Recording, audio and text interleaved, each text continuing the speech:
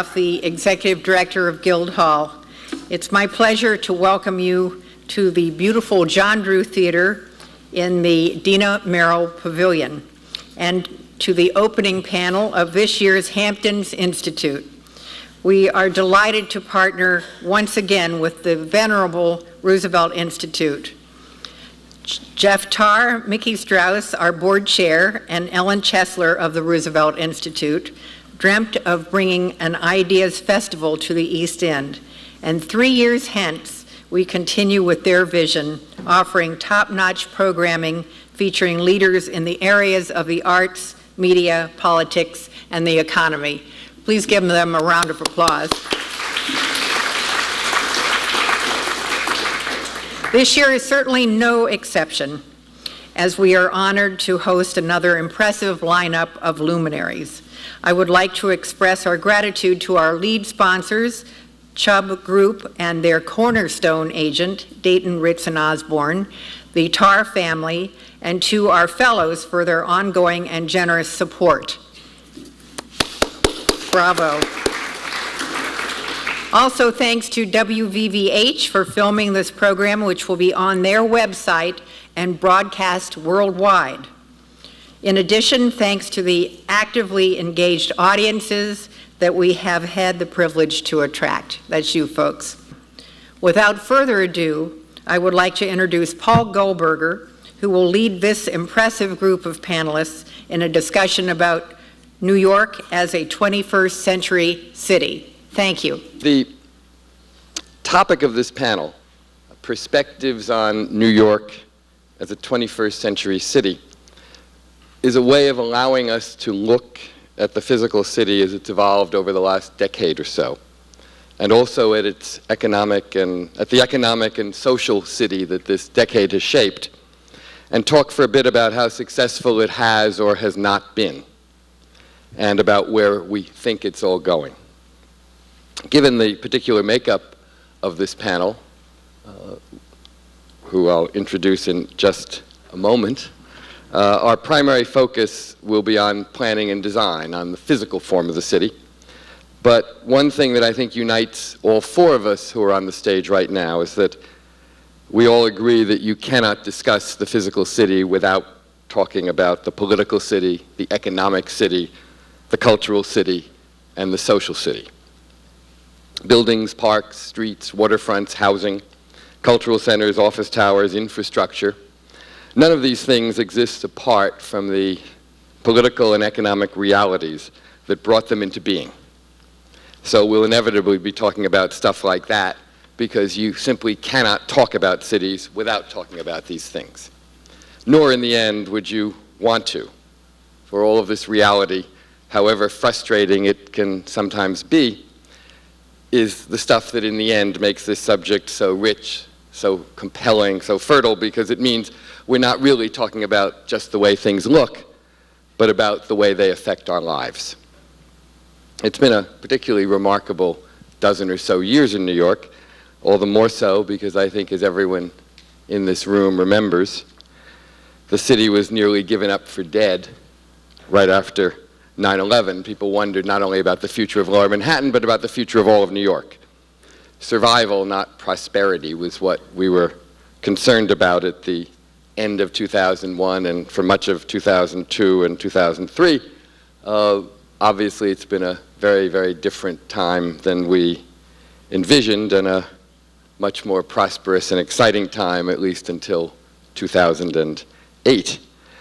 But what amazes me looking back at this period is the extent to which New York has seriously recommitted itself to a public realm, both to building actual new public space and also to assuring that private places and structures play a positive role. So let me begin by first welcoming our panel, all of whom have played a particular role in this aspect. Joe Rose, on your right, is a private real estate developer with the Georgetown Company, but was also in the public sector playing a particularly significant, in fact, the significant role in New York City planning as chairman of the New York City Planning Commission for the 8 years of the Giuliani administration. Leslie Koch is head of the Governor's Island Development Corporation, and as such, she oversees and has guided what may be the single largest and most ambitious piece of public realm development that New York will see in our lifetimes. And Robert Hammond, who is lucky enough not to be a professional architect, planner, politician, or anything else, which is probably why he has managed to accomplish so much in helping to being the co-founder and creator of an obscure little place in Chelsea that nobody's ever heard of or pays much attention to, called the High Line. So we have a set of different experiences, all united by having played very important roles in different ways in the last decade. Let's start, in fact, if we can, by talking about this very issue. Do we have a new model for the public realm right now? The High Line is certainly nothing like Central Park, neither is Governor's Island. And the way both of them came about is completely different as well. Robert, would you start and talk for a moment about the High Line? I think it is fair to say everyone here knows what it is, but if you could say a word about the vision behind it and what you think it says about the city going forward. Yeah, I mean, one of the things that I've always had three personal goals for the High Line. One, that it's well-loved by New Yorkers. Mm-hmm. Two, that it gets better after Josh and I, the other co-founder, leave. And three, that inspires other people to start their own projects, even if they don't have the experience or the money or the plan. And I think... Well, and you once didn't have the experience, the money, or the plan, yeah, and, you know, I don't... It's now, in retrospect, that, as you sort of pointed out, was the key to the success. Right. Because, I mean, it's wonderful Josh and I get all this nice credit, but I think the most important thing we did was start the project. Mm-hmm. And then allowed these other people with the experience, different experiences, to come along and help get it done. And, you know, that's one of the things that I think is exciting about New York is, and I see it, I probably hear from people almost once a week, starting their own projects. Mm-hmm, mm-hmm. And they tend not to be, you know, professionals at it. You know, they're seeing something in their neighborhood that they want to change, mm-hmm. and, you know, seeing the ability to do that in the city. And that's one of the things that I think is exciting, because when we hear from projects all over the world that want to transform, you know, old industrial relics. And they tend, out of the U.S., they tend to be government entities mm-hmm, coming to us. Mm-hmm. In the U.S., it tends to be individuals that are trying to convince or work with their government entities to, you know, make these changes. Gee, I could have asked you why is public space development like healthcare?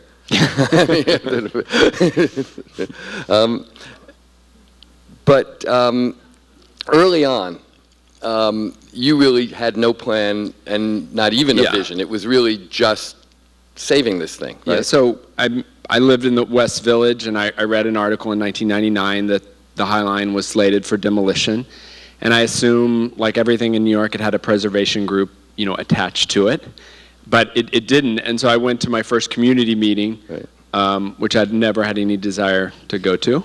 But sat next to another guy who I didn't know, who lived in Chelsea, and he had read the same article and was also interested. And by the end of the meeting, we realized we were the only two people interested in saving it. Most people either didn't care or wanted to tear it down. And so, you know, our first goal was to get someone else to take it on, because he was a travel writer. My background was in internet startups. So we didn't have any experience. We had our own jobs.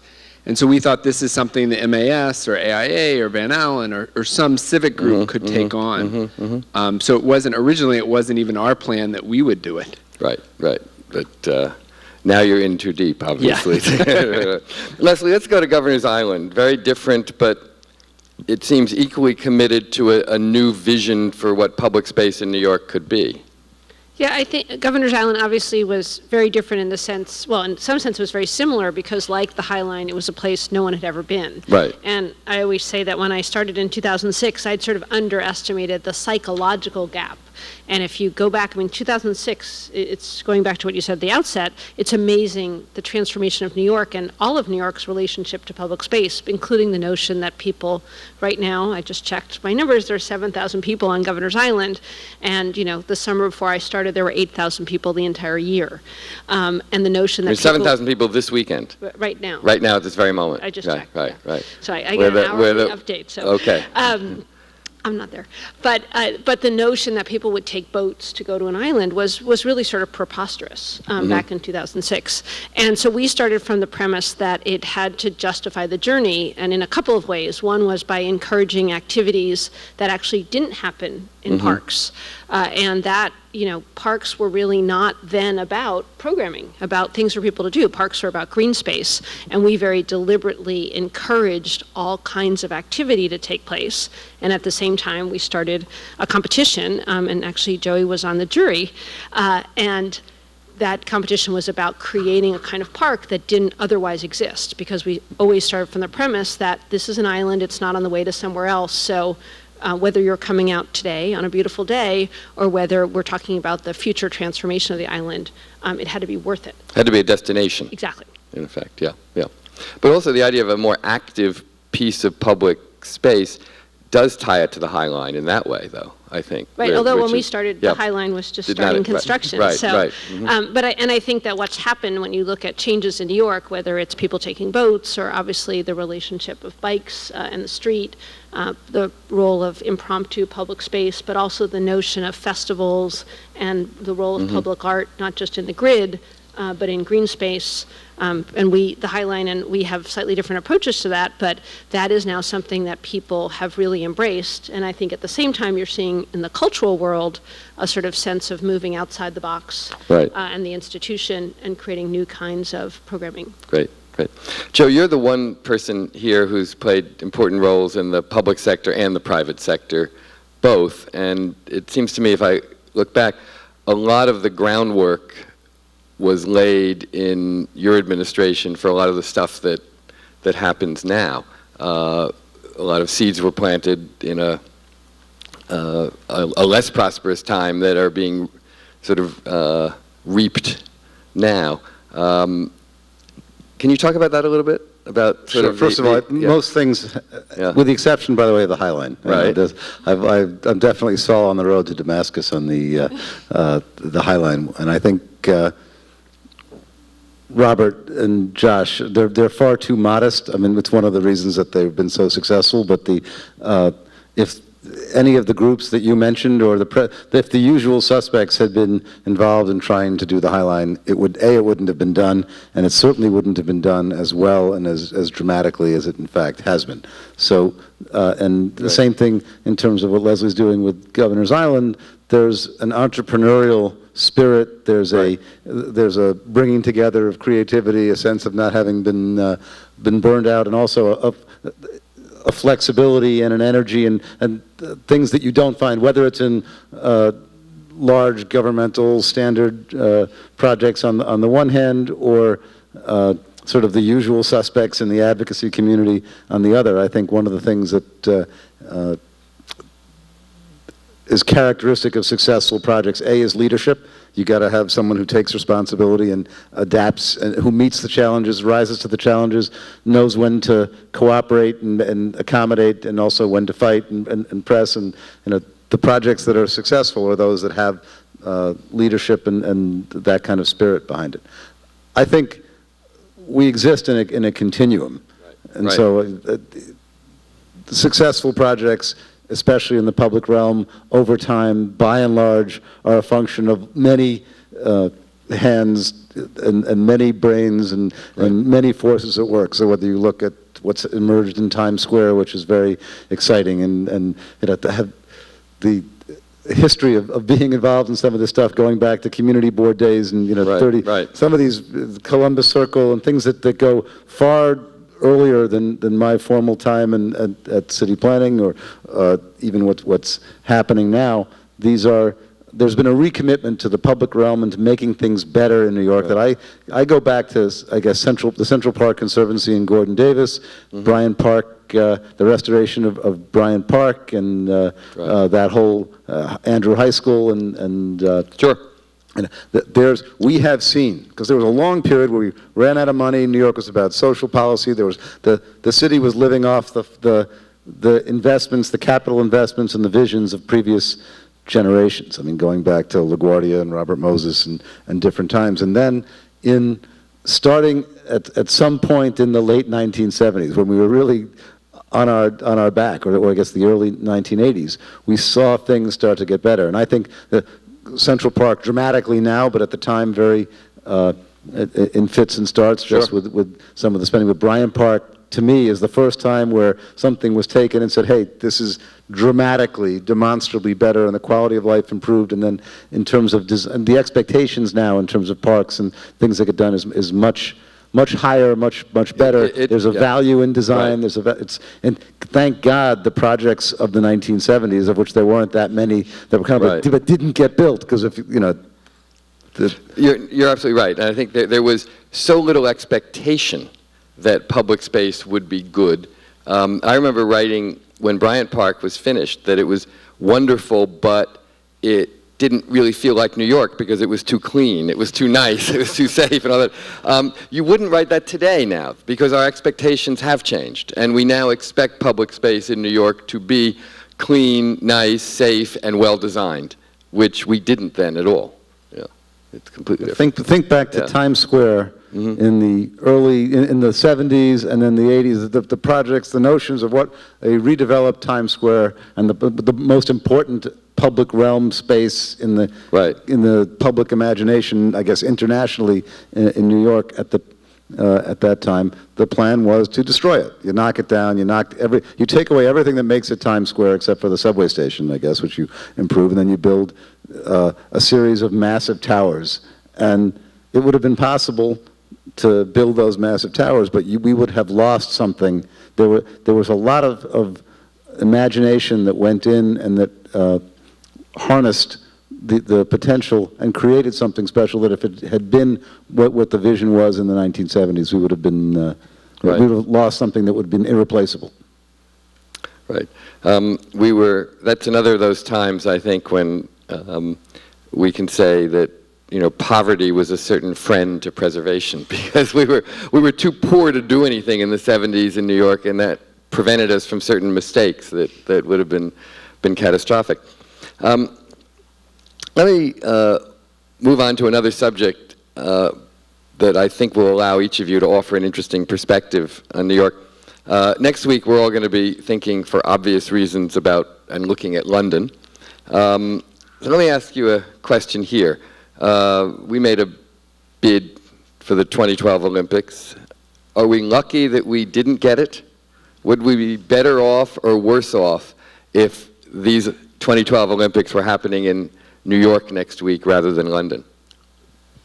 Well, I was thinking about that last week because the end of the High Line around the rail yards, which is still not built, was going to be the site of the Jet Stadium, which was also going to be the home for the Olympic stadiums. Right. So I was having these thoughts: would the Olympic torch have been run up the High Line to the The answer is probably yes, but the High Line hardly needed it to get attention. No, I wasn't thinking it was necessarily a good thing. Oh, okay. But I mean, the High Line would have been done quicker, but it also would have had to accommodate incredible numbers of crowds, not just for the Olympics, but really for the football stadium.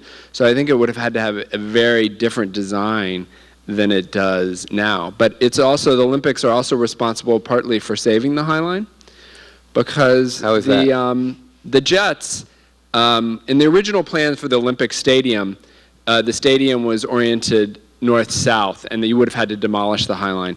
The Jets turned the stadium east-west, and they decided to incorporate, they thought the High Line, KPF and Julie Bargman, when it was designing it, they were looking for a shtick for the stadium. What was it going to be the look and feel? Right. And Julie Bargman really pushed him to say, you should just, the High Line is a shtick, the industrial, go with this. Right. And so Jay Cross and the Jets actually incorporated the stadium into their plans, and I think it was one of the factors, among many, that made it easier for the Bloomberg administration to get supportive of it because their own Olympics plans recognized that it was an asset. Right. Joe? Okay, because everyone's taken a beautiful Saturday afternoon to come and listen. I'll give some inside scoop. I think the statute of limitations is up. There's another way in which the Olympics benefited and helped create the High Line, which was the deputy mayor for economic development really, really, really wanted the Olympics. That's why he got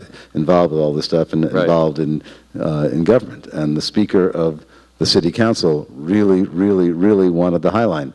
And the chair of the planning commission really wanted the High Line. And the deal was you go, the city council and the various bureaucracies involved would be supportive of the Olympics and do whatever, put up virtually no resistance to anything that the deputy mayor wanted to do to achieve the Olympic vision, and the High Line would be preserved and have a special seat of honor in city government. And I think there was a lot of horse trading that went in to put the Olympic plan together and to show credibility to the International Olympic Committee, the selection process. And while we didn't get the Olympics, the process of showing that we could get things done, the deals that were made to put everybody on the same page actually paid off. I think Governor's Island sort of had a piece of that action. I'm not remembering the details. It'll come back to me, I'm sure, for the right question. But everybody had everything that's happening physically had some relationship or is in some way, shape, or form the spawn of transactions that were done to try and mobilize to get the Olympics done. So overcoming inertia, which is one of the which takes that leadership and spirit and everything else. It also takes a catalyst or a catalyzing event, and that was the Olympics. Well, are we then, in a sense, particularly lucky because the planning process allowed us to overcome a certain inertia and make certain other things happen, but we don't have to put up with everything that the Olympics would bring? Well, making a virtue of reality, I mean, that's, sure. But sometimes it's nice to actually get what you want, too. Right. Well, would we have been better off? What would we have gotten? Yeah, what would we have gotten? Because I sometimes think it was a loss. Let's say the IOC had said, okay, you guys have convinced us, never mind Paris, never mind London, New York. I think it could well have been a big mess. There's always, that's at least a 50% chance. It's a very ambitious undertaking, and a lot has to come together. And then you're always on a very tight timetable. There's never enough money.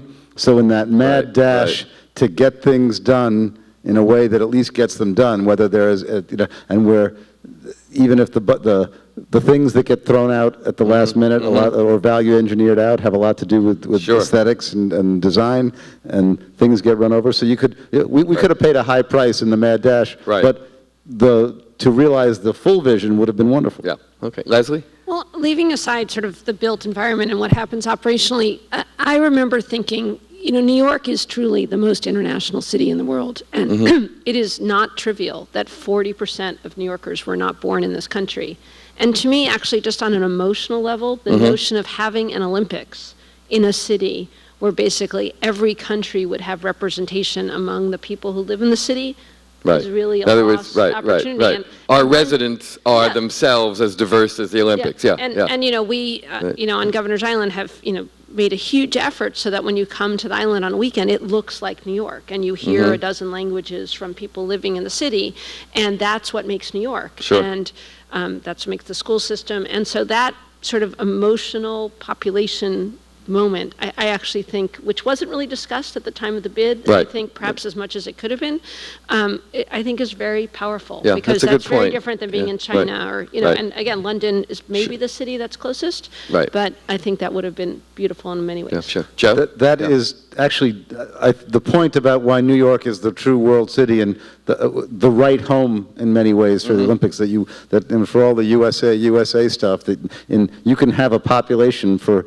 a sporting event for 130 different countries just from resident populations in New York, and there's it's a global a global place. When Dan Doctorow first came, I remember Alex Garvin brought him in to see me. I think it was 1995, and he had this. We were the first thing was the 2004 Olympics or something. It wasn't 12 got pushed. And then a sort of modest try for 08, and then a big push for 12. But he came in. There was sort of a picture of the. This is going to change the image of New York as a place that no one wants to be. It was 94, 95. People were still. We said, wait, no, we're going to turn New York around.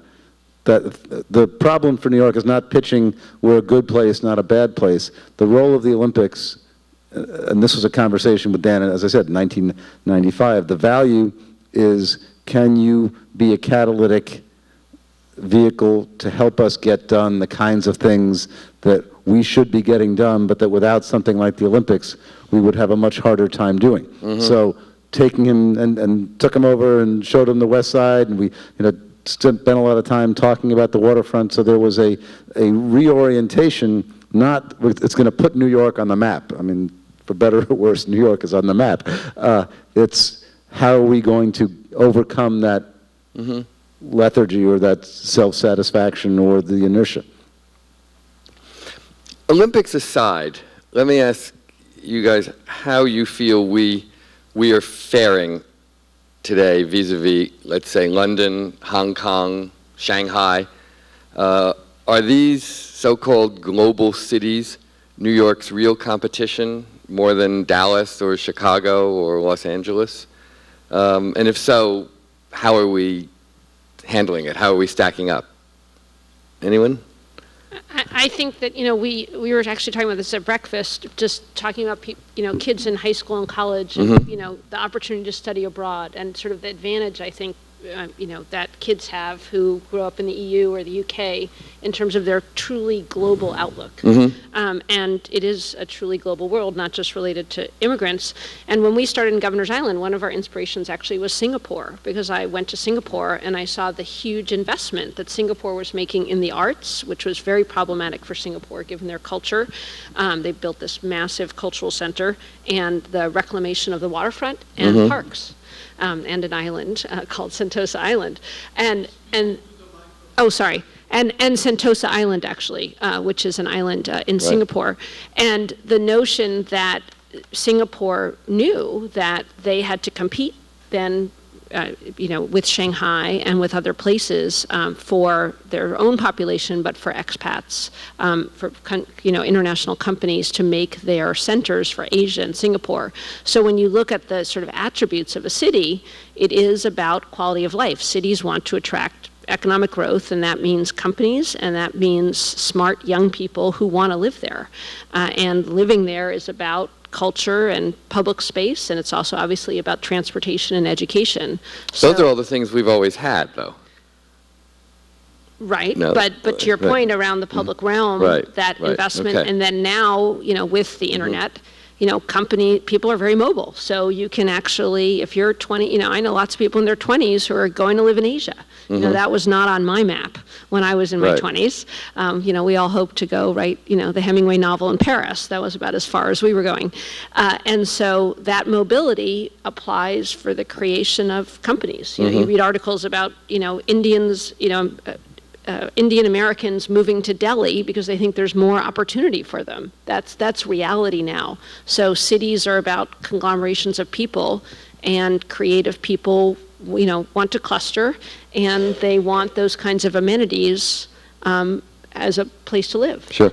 Okay, Robert, then Joe. Yeah, I think one of the things that I find interesting is the speed which in Asia can accomplish these projects. Amanda Burden, the planning commissioner, just told a story. She went to Singapore 2 years ago. She was bragging about the High Line. She went back this summer. Her counterpart said, "Oh, we just finished ours." They did it in a year and a half. But it's creativity. Democracy is not always a friend to great architectural efforts. I remember in Beijing 4 years ago being very struck by the statistic that from conception to design to completion and opening of the Beijing airport which is the largest single airport terminal in the world, took a shorter time than the length of the environmental review hearings for Terminal 5 at Heathrow in London. So, you know, I mean, we pay a price for democracy. There's no doubt about that. But the creativity, yes. I mean, you know, they're still looking outside for the creativity, which is also where it gives us hope. It might take longer, but if we're still generating those creative ideas. Right. Joe? All right, well, I think you and I have talked about this recently at lunch, Paul, but and I don't think I'm manic depressive, but I'm very high on New York's global city role right now. For a while, I was very depressed. I was depressed in '93, '94 when I came in as that was when you were planning commissioner. Things looked at different times. You would say, "Oh my God, everyone's going to be on Aspen with their laptop, and we're finished." And then post 9/11, the security concerns, which by the way continue and are real. This is I don't have to. That's a different conversation, but. New York's great strength, we have a number of great strengths, but that position us extremely well. And I do think the choice issue and the quality of life is very important. But it's the population and it's the infrastructure that gets this population coupled with the openness and the welcoming. One of the critical things that we fought for in '95 was a fight against some of the immigration restrictions on the part of that were coming from Washington in those days. And the New York is wildly dependent on attracting the best and brightest from people, not just maybe it's their kids who will turn out to be the best and brightest, but that continual regeneration and inflow is crucial in New York, unlike any other city. And I spent a lot of time in Beijing and Shanghai, and there's no other place, and probably I don't think in the history of the world has there been the global capital city where you could show up and you could say, I want to be in, and you're in. And if you want to be a New Yorker, and those of us, and I look around here, I know there are a lot of us who are, in fact, native New Yorkers, but most of us have all had the experience of being told, you're a native New Yorker? I have never met a native New Yorker before. The fact is, if you want in, you are welcomed and you are a part of the life in New York in a way that you will never be in Beijing. I mean, Beijing is not a pleasant place to be. Shanghai is different, but and there are always expat communities in Paris. You could be for 200 years and you're not in. But that fact, and we have and it's the quality of life and the culture and the arts and the business community and all those things that come together. We are a very, very attractive place. And we have a lot of things going for us, good water supply, environment, all that, the support that makes us a very, very attractive place for that, what I call the crepe at the top of the global economy. Whether it's the Brazilians or the Indians or the Russians or the Chinese or whoever it's going to be. And we can't control. The world is diversifying economically dramatically. But to the extent that people want to continue to be in New York, and those people from wherever they are choose to have a presence in New York and spend, there aren't many New Yorkers that are spending $100 million for an apartment. Okay, but and some of these numbers are crazy, but that's the kind of stuff that can and will continue to fuel some of the capital investment. And we're this morning, the reason I had to drive out is I had breakfast with a major Chinese player who wants to discuss how to buy a $100 million apartment? No. Should I buy this building for $1 billion? And what I really want to do though is build an iconic, the kind of stuff that makes me get all excited, not just business-wise, but because that would be great. But that money is not going to come from New Yorkers deciding, boy, this is, I see a lot of growth. It's from people, the stuff that's made, resources that are generated in the rest of the world coming back into New York. And that, I think we're at a very promising phase for that. Our problems are fiscal in the short term. We have very serious fiscal issues and labor issues that are going to be a real problem. The next 3 to 4 years are not going to be pleasant in New York, I think. As a result of the national economic climate? As a result of it, you've got a contraction of financial services in terms of that business is being reordered, shrinking. I mean, there's still obviously money being made, and I see people in the audience who can speak far more authoritatively about this than I. But you have the demand is shrinking for the amount of office space. Right. The nature of people still want to be here, but the kind of money that was being made, we were the croupiers in all the stuff that was going on for the last decade or so, and that's shrinking. Meanwhile, our costs, the unfunded liabilities in terms of pensions and the like, and public employees, and this is not a... It makes us, in effect, like everybody else. Right. We don't have the money to pay for, we simply do not have the money, and there's no prospect of us getting the money to pay for the obligations that we already have, let alone new things coming. So there has to be a reordering, and that's politically going to be a very traumatic process, I think, in the city. Right. No, I think that's absolutely right. You touched on one key thing at the beginning of what you just said, though, when you remembered being kind of despairing in the early 90s that the world would be working from wherever on its laptops. In fact, New York has turned out to be, sort of after Silicon Valley in California, the sort of second largest concentration of high-tech jobs, which flies in the face of the whole theory that the traditional city is rendered obsolete by technology, right? Well, people want to gather together. Right. I mean, it's a fundamental, here we are on a beautiful day, listening to other people talk. And I think when you look at what the high-tech startups are in New York, they have a different quality. I used to work in high-tech on the West Coast. Then, they're not the widget companies. It's, the Kickstarters and the Etsy's, which are really, in some sense, marrying what New York has always been famous for, which is commerce and creativity. Being an incubator, in effect. Yeah, but also that the nature of that is, with technology. And I think, one thing that I think we've seen in our roles running public spaces is, that is having a free public space where people gather and and are creative. Or have the opportunity to be creative, not just breathe air, is really important to the vitality of the city. I mean, one thing I worry about, going back to what Joey was saying about the $100 million apartment, is I grew up in Manhattan, and Manhattan was the mixing chamber for New York, and it's not anymore. I happen to live in Brooklyn, but which it has its own reputation now. But for many young people, for creative people, they don't live in Manhattan. But that's why Astoria, that's what Astoria is now. But as people are dispersed, as there used to be sort of this place where you worked and you lived and you shopped and you went out, and all of that sort of cheek by jowl that happened, throughout the borough of Manhattan, as that has gotten dispersed, I think that does change the nature of the city and makes even more important the sort of investment in the public realm, where there are places that people can gather and intersperse. I think on that, one of the most exciting things I saw that come out recently that didn't get a lot of press was the competition for creating smaller apartments. Yes. The zoning allows that. Joe, you might know what it is. What currently the smallest apartment you can have now is how many square feet? 400 square feet. It's cutting down below. It's below right, allowing very small apartments square foot and being able to have communal, sort of shared things.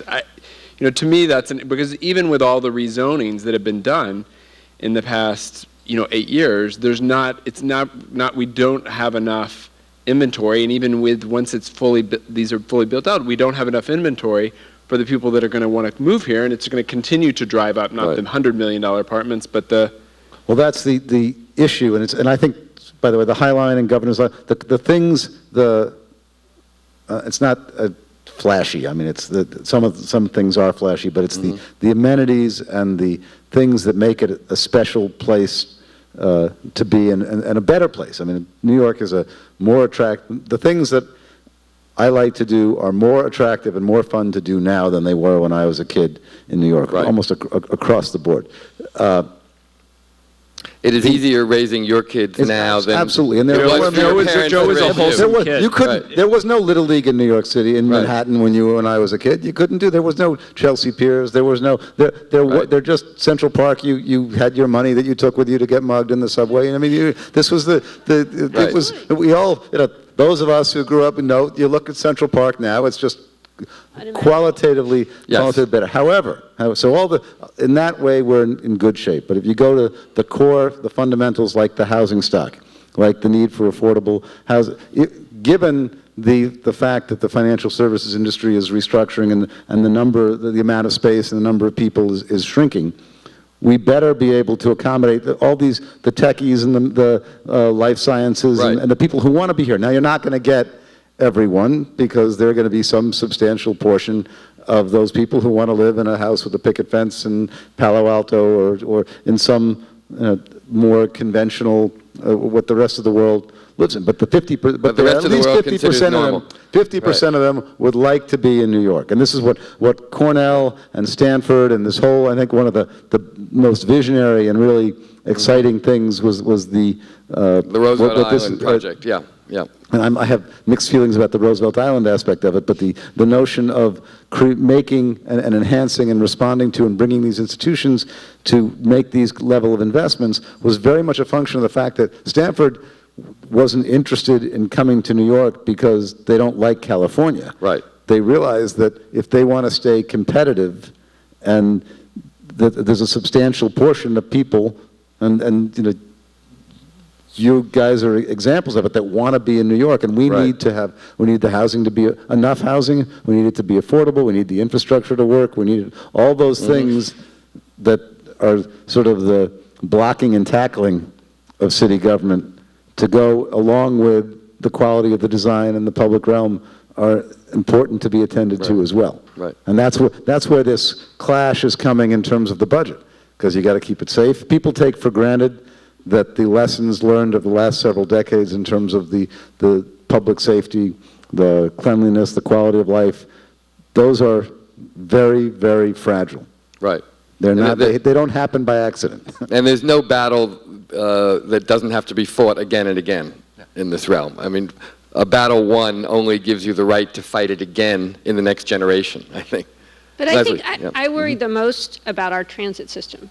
And I worry about that, I was at some sort of festival of ideas, and all these people were talking about sustainable agriculture and, the next thing. And I said, we have a wonderful organic farm on Governor's Island, but the most important thing for the city's competitiveness, in my view, is continuing to invest in our transit system. Right. And, when we talk about changes, Joey and I are the same generation, and, we used to go to London and think, wow, that was the most incredible subway system, and then then New York caught up and surpassed it, and London deteriorated at the same time. And you read the articles about London right now, right, and everybody's complaining about traffic because of the Olympics. But when you think about what makes New York a desirable place or a necessary place compared to all of those third world cities in London, it's the ability to get from point A to point B safely and quickly underground. And what worries me is we're talking about the city, but that's actually not in the city's control. Right. You actually anticipated what was going to be my next question, which is, we've talked about the public realm in terms of the public space we experience, but a whole other aspect of the public realm is infrastructure. And we, in the late 20s and right through the Great Depression, a worse economic time than today, we continue to invest heavily in creating new infrastructure. And all of us live with and profit from and live by that infrastructure that they, 75, 80 years ago, invested for us. Are we doing anything even remotely equivalent for those who will be here 75 years from now? Or is the federal government? Right. I mean, when you look at all the Moses projects, those were federal dollars. Right, those were not funded by the city. But not the transit system. Transit system was... the IND trains were entirely city. I know Robert wants to go off and do something that's both profitable and artistic, but I think his next project should be getting transit access to the New York airports. I think it's an outrage that New York doesn't have that. And he's the only person I know. I heard the best plan for it. You can do it for under $1 billion, which is cheap to get it, is to extend the PATH train to Newark. To extend... The PATH train could then come above ground, go all the way to Newark. It's existing right-of-way. It would be under $1 billion. Yes. You're thinking like a regional guy. I'm thinking like a New Yorker. But does it but why does that matter for New York? The one that, because there's been this mass exodus of jobs. What's your plan? There's been a mass exodus of jobs from Queens to Newark that New Jersey has organized. But the one that I really think makes sense is extend the N and the R train out. It's just two blocks in Astoria at Boulevard. Then you make a right through and you get a rail access to LaGuardia Airport, and then you use this is, those of us you who can't have this expand. job. Well, once I get my magic marker out, I have a lot of fun. But one thing, the 7 line, the extension of the 7 line to the west side, which was came up with that magic marker, drew the 7 line, and this is the thing, where we all exist in a continuum, and these projects happen over time, and everybody's got to put their shoulder to the wheel. But the 7 line extension is very, very exciting. We can get rail access to the airport. Someone's just got to do it, and it's not impossible, but it takes someone making it a priority. And the thing that we do need, and this, we need another rail crossing for the Hudson River. What do you think of the idea of the 7 going to New Jersey? I think it's interesting. I think it's, put it this way, there are a number of different ideas, and every idea will have pros and cons, it will have expense, there will be issues. Nothing at this scale is easy or cheap or quick. Right. But the fact that something isn't easy or quick or cheap doesn't mean that it's not important and that you don't have to do it. Well, and indeed, that was why I brought up what was done 75 or 80 years ago. Those things were not easy or quick or cheap then either, and yet they did them. And I think the High Line, Governor's Island, some of the things, Columbus Circle, Times Square, what we're doing with the Hudson River Park, things are getting, we are showing. There was not that long ago, and you and I talked about it, the whole Moses envy issue, right? People, the notion in New York was that you couldn't get anything big or substantial done, number one. You couldn't do anything in New York that was impressive in terms of design or architecture. Right. That we just weren't that place. We weren't a place where big public undertakings got done anymore, and where cutting-edge design and exciting things were done. And I think that has been changed. I don't think that's the way we think of ourselves anymore. A lot to do because of some of you guys. The challenge now is build on that and go forward, and that's the... Right. No, I agree completely. Robert, can I ask a question? Please. Can I ask a question? You can ask a question, absolutely. Is because I'm thinking of part of how that's done is the private sector. The public sector looks for the private sector to fund these projects. Leslie and I's projects are on different ends of the spectrum. Hers is almost all going to be publicly funded. Mine was a combination public-private early on. The next extension of the High Line is going to be vast majority privately funded. And the High Line is a poster child now, and we pay to manage, and a lot of y'all help us pay that are here today, to manage and operate it. And so we become a poster child how that's a great thing of how private individuals can help, partner with public, but then fund. But, sometimes is that a good thing? Is this a good model? It's a great model if it can work, but it's not a substitute for major public investment in critical societally necessary infrastructure, which is heavy rail, which is the only way you move large numbers of people in a concentrated location. These are billions of dollars. And maybe I hope no one has tomatoes there, but one of the tragedies I think is that all the money and dislocation and effort that's going into the Second Avenue subway construction is for something that it's not that it wouldn't be nice to have. And it would be, first of all, it's not going to connect to anything. Because we're only building. As planned, right. It's not going to be something of great value. But even then, we have the value. It's not that there's going to be this big wave of development on the Upper East Side of Manhattan that's going to come as a result of the creation of the Second Avenue subway. So billions and billions of dollars, all this, leave aside the traffic and the noise and all that kind of stuff, but the political effort and the will and it's hard to do this. It takes a lot of time and effort and engineering and not just dollars, but there's a huge opportunity cost in terms of what you spend your time and effort on. And I think it's too bad that the Second Avenue subway project is consuming, in effect, a lot of our seed corn. That could be going to other projects. Boy, am I going to catch grief for this one. Well, what about architecture? How much better are we doing? I know, Joe, you said that we were once, I think you were correct, we were once a place in which you didn't expect to see contemporary architecture of real quality. That's different now. The High Line is not only important as public space, it was designed by one of the world's leading architects and world's leading landscape architects in partnership. Governor's Island, same thing. Are we in general doing, has the private sector responded to? Has the whole level risen, do you think? Joe, I mean, one of the great examples of, I mean, one of the reasons I think the High Line is interesting is not just because it's interesting architecture, but the architecture that it's happened around it, like a building Joe built by Frank Gehry right next to the High Line. And so it plays off itself, this public and private architecture is what I think is so interesting and sort of creates this virtuous cycle. It's the same thing with the High Line, the success of the High Line, and certainly the competition and the design for Governor's Island. The conventional view, when I was studying real estate economics, was real estate in New York City was a commodity. Okay? It's a square footage. You know, it's a office space is office space is office space, and when you're building apartment buildings, you build from the inside out, and it's how many bathrooms and what's the price per square foot, and that there was no economic reward or incentive. No added value. No added value for design. It was really essentially like salami at the deli. I mean, you just cut so much off and put it on the scale. And that what we got was very much a function of that. We got a kind of baloney. Now I think, and this goes partly to that thing at the top. Though it's filtering. There is some trickle down of this, I guess, is that the marketplace is valuing good design.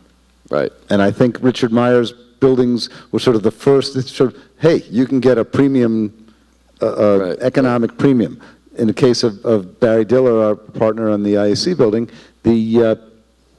Barry felt there was value in doing something special and iconic, and we were able to work together to achieve that with Frank, but that people began to see there, and certainly I think one of the reasons for the success of the High Line has been engaging the artistic and design and those communities around a project that's not just a concrete park bench. Hi, just being here today, listening to the dialogue as a native New York, I feel really proud. So I think you've done just a great job with today. What would you say the four of you would be New York's best kept secret, and what's your favorite spot in New York? Best kept secret. Being beyond the four of us, you mean, on stage. Well, the High Line is certainly not the best kept secret, that's for sure. I think the Hudson River Park which is less and less, but is really emerging as a spectacular new regional public space, and the complement between the High Line inboard, which it's spectacular and so impressive, and I get a big smile and think very proudly of Robert and Josh and all the people who worked on it. But the Hudson River Park, if you haven't been down there, if you haven't seen the new park north of Chelsea Piers that we have, as it takes shape, it really is a very special and very exciting opening of the waterfront in a way that we're always claimed we're not doing anything to open the waterfront in New York. Go and walk up and down the length of the Hudson River Park. A few years ago, I think I might have said New York's best kept secret was Brooklyn, but I certainly couldn't say that any more than you could say the High Line. Leslie? I actually was just at Wave Hill in Riverdale, which was absolutely spectacular, and it just reminds me, and I think the downside of running a public space that's open on the weekends is I don't get to go to places like other Wave people's Hill. Public spaces exactly. on weekends. At the time, but it just reminded me of how many places like that there are in New York that are these beautiful places that combine, in that case, art and gardens, beautifully run, and this little gem. And that, I have this list that I don't make enough progress on, of places, Louis Armstrong's house, the list is enormous. And I think it goes back to what people were saying earlier, that, people want to create wonderful places in their communities and share them with the city. And then I'd say my other best kept secret is my favorite restaurant is in Bushwick. So what do you want to know what it is? Yeah. That's a typical New Yorker. Right, exactly. Northeast Kingdom.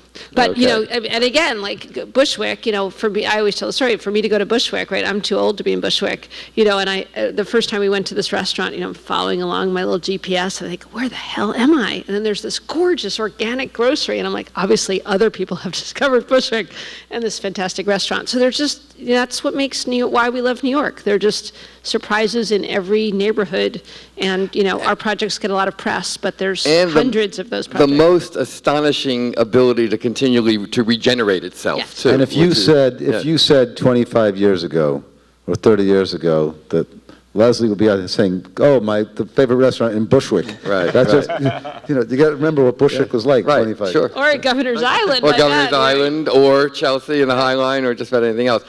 That's a very good note, I think, on which to conclude. Thank you. They want yours. They want mine? Oh, I thought I could get away without it. Robert, okay. Go ahead. I was sort of grateful that I was getting passed over. But the thing that came, I ride my bike to work on the bike path in the Hudson River Park, so I love that bike path. But one of the thing, I don't know if it's really was a secret, but when Frieze, the art fair was on Randall's Island, and that was it was a great way to experience art out there, but my favorite part was actually the ferry ride from around 23rd Street on the East River, and never seen New York from the East River on both sides, and Randall's Roosevelt Island, and it was just such a that was my favorite art piece I saw. That's a great ferry to take if you haven't taken it. The ferry service from John Manhattan. In fact, the whole opening up of the waterfront has been astonishing, because it's not only things like Hudson River Park, which I agree is extraordinary and somehow has gotten almost overlooked. And we haven't even talked about Brooklyn Bridge Park today, which is yet another enormous investment and significant piece of land. But also the actual use of the waterfront and the ferry system and everything else were also inconceivable. I remember as a kid growing up in New Jersey, actually, taking the ferry at the very end when they were being discontinued. They were, you know, through the 50s, I think, there were ferries, and then finally there was absolutely no reason for them, and they stopped. But now it's all back. Yeah. One thing I talk about a lot is this notion of blue space, that New York has all this blue space, and it was really blue space that none of us have ever used. And to see, you know, as Robert said, people taking the boat wherever they're going, and people, you know, riding bikes on the waterfront, whether it's in Brooklyn, you know, all the way up the West Side now. It is quite extraordinary that we have this incredible resource called the harbor and this blue space that, you know, people say, well, what is it that's so interesting about it? It's just, look, we're in the Hamptons, right?